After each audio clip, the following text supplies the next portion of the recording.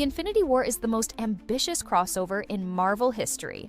It combined all the heroes from the Marvel Cinematic Universe up until that point.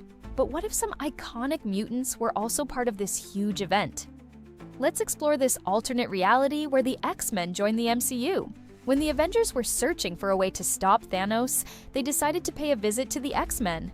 In this universe, the X-Men have been around since the beginning of the MCU and are well known by the general public. Professor X sits on the Avengers Council, but he declines their invitation to join the Infinity War. He believes that his students are still too young to get involved in such a dangerous conflict. However, the X-Men won't be able to stay out of it for long because Thanos has his sights set on one of their own. During the Battle of Wakanda, Thanos arrives looking for Vision. As the Black Order attacks the city, some of the X-Men decide to intervene. Nightcrawler uses his demonic appearance and teleportation powers to teleport behind Thanos and strike him with his signature sword. Cyclops joins the fight, firing optic blasts at the Mad Titan, but Thanos easily brushes them off. As more and more Avengers arrive, the fight becomes more intense. However, things take a turn when Thanos snaps his fingers. This snap doesn't cause half of all life to disappear, though. Instead, it causes all mutants to lose their powers. Now the X-Men have to figure out how to defeat Thanos without their abilities. This will prove difficult. Even with their powers, they were still struggling. So now they are definitely outmatched. As the battle continues, we see some of the other X-Men show up. Wolverine uses his adamantium skeleton and healing factor to hold off Proxima Midnight. Storm uses her weather-manipulating abilities to try and slow down Corvus Glaive. But even she can only do so much. Colossus tries to use his metal body to fight Thanos head-on, but the Mad Titan overpowers him and knocks him out. With the X-Men and Avengers combined forces, they are still unable to defeat Thanos. The Mad Titan is just too powerful.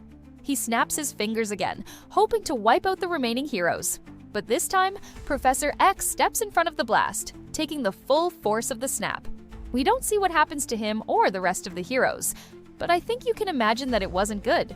We know that the Infinity Stones are extremely powerful.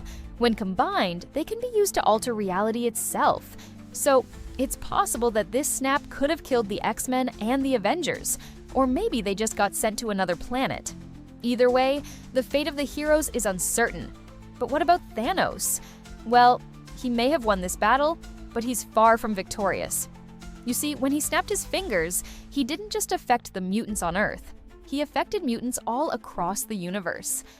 And there are some very powerful mutants out there. Some of them are so powerful that even Thanos would have a hard time defeating them. On the planet Arakko, we meet Magik, daughter of the demon lord Belasco. She possesses immense magical powers and is a master of teleportation. Magik senses that something is wrong and uses her powers to open a portal to Earth. She arrives just in time to see Thanos snapping his fingers. Although she is only a child, Magik is powerful enough to resist Thanos' power. She fires a blast of magic at him, knocking him back. Word of Thanos' actions quickly spreads throughout the multiverse, and soon other powerful mutants arrive on Earth. One of them is Vulcan, who possesses nearly limitless energy manipulation abilities. Vulcan is so powerful that he's actually drained the sun of its energy before. He easily overpowers Thanos and the Black Order, blasting them away with his cosmic-level energy. Now, you might be wondering why Thanos didn't just use the Power Stone to destroy Vulcan. Well, the answer lies in the fact that the Power Stone actually enhances the user's strength and durability, not their intelligence. Vulcan is smart enough to realize that Thanos is a threat and takes precautions. He uses his powers to surround himself with a force field that protects him from harm. No matter how many times Thanos tries to blast Vulcan with the Power Stone, he simply cannot break through this force field. As the fight continues, more and more mutants show up. We have Iceman, who is able to lower the temperature around him to absolute zero, freezing anything in his path. Beast, a member of the X-Men, who possesses superhuman strength, speed, and agility. Rogue, who can absorb the powers of other mutants and add them to her own. And finally, Jean Grey, a telepathic powerhouse whose abilities rival those of Professor X. Together, this team of mutants is unstoppable. They easily overpower Thanos and his army, sending them running away. But while the mutants are celebrating their victory, they soon realize that something is wrong. All the other Avengers are gone. Where are they? Did Thanos erase them from existence? Just then, Nightcrawler reappears. He had been scouting ahead, and what he saw made his blood run cold. He told the others that Thanos had used the Infinity Stones to erase half of all life in the universe. The X-Men were horrified. They had defeated Thanos, but it was too late. Half of all life was gone. The X-Men were now the only mutants left in the universe. Now, you might be wondering what happened to the Infinity Stones after Thanos snapped his fingers. Well, when he did that, he actually destroyed the stones, believing that he had achieved balance in the universe.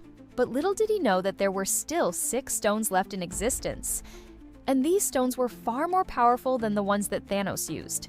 These stones were the heart of the universe, each containing a different aspect of the universe itself.